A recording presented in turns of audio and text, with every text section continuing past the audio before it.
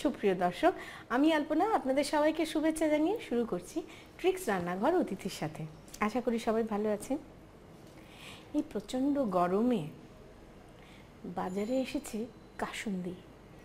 এই কাসুন্দি দিয়ে একটা টকটক ঝাল ঝাল রাইস আপনাদের করে দেখাই।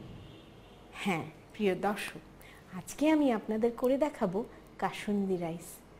সবার সুবিধার জন্য চলুন এটা রান্না শুরু করার আগে আমরা একটু দেখে আসি এটা রান্না করতে কি কি উপকরণ লাগে।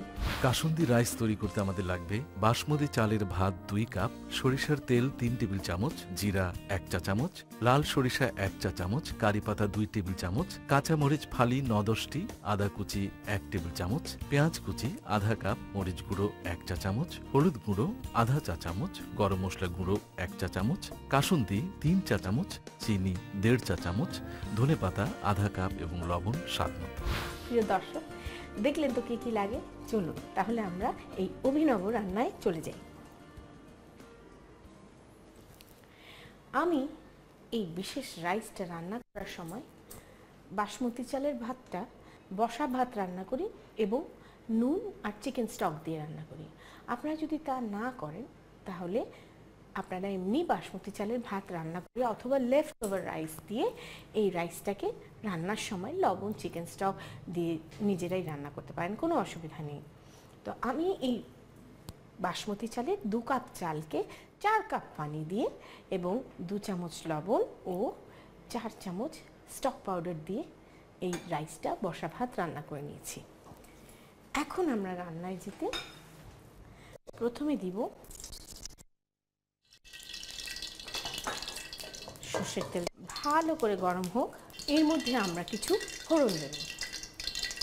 ফোড়নের মধ্যে প্রথমেই হচ্ছে 1 চা চামচ আস্ত জিরে, তার সাথে দেব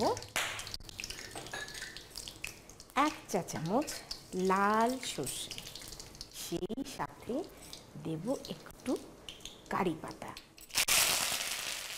কারি পাতা ছাড়ার সময় সবাই খুব খেয়াল রাখবে পটপট করে ফুটে ওঠে। এখন আমি এতে দেব কিছু কাঁচামরিচ ফাড়া। হ্যাঁ, এই কারি পাতার সাথে কাঁচামরিচটা একটু ভাজা ভাজা হলে কিন্তু দারুণ একটা গন্ধ হয়। আরও কি যায় জানেন এর সাথে ভালো? আদার কুচি। হ্যাঁ, একটু কুচি করা আদা। এই কম্বিনেশনটা অসাধারণ, কিছুটা সাউথ ইন্ডিয়ান। আচ্ছা, এখন আমি এতে দেব পেঁয়াজ কুচি। 1/2 কাপের পেঁয়াজ কুচি দেব। একেবারে মাছমাছে ভাজা হতে হবে না, মোটামুটি একটু সটে হলেই চলবে। এই ফাঁকে আমরা দেওয়া শুরু করব মশলা।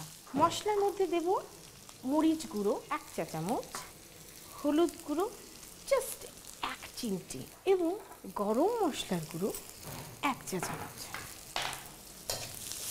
এখন আমি এতে দেব কাসুন্দি। হ্যাঁ, কাসুন্দি জিনিসটা টক টক হয়, আমি 3 চামচ দিলাম। আপনারা যারা একটু টক কম খেতে চান স্বাদ বুঝে দিবেন। আমি একটু চিনি দেবো এতে, কারণ টক মিষ্টি লবণ মিলিয়ে এই ধরুন 1.5 চা চামচ চিনি দিয়ে অপূর্ব একটা আচার আচার গন্ধ বেরিয়েছে। এখন দেব বাসমতি চালের ভাত।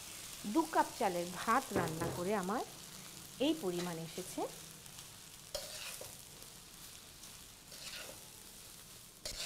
এবং ভাতটা যে বাসমতি চালেরই হতে হবে তা নয়, আপনি চাইলে পোলার চালের ভাত দিতে পারেন, আপনি চাইলে লেফট ওভার ভাতের চালের ভাত, কোনো সমস্যা নেই। এখন দেব একটু ধনেপাতা কুচি।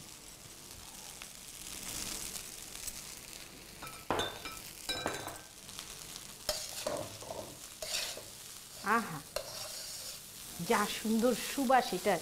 এখন চুলোটা বন্ধ করে দিই। আমাদের রাইস হয়ে গেছে। এইবার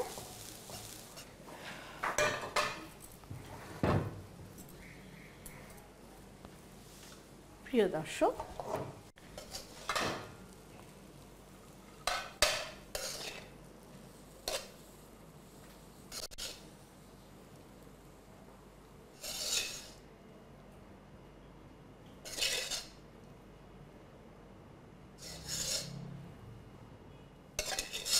প্রিয় দর্শক, দেখুন চটজলদি তৈরি হয়ে গেল এই গরমের মধ্যে টক টক ঝাল ঝাল মজার একটি রাইস, কাসুন্দি রাইস।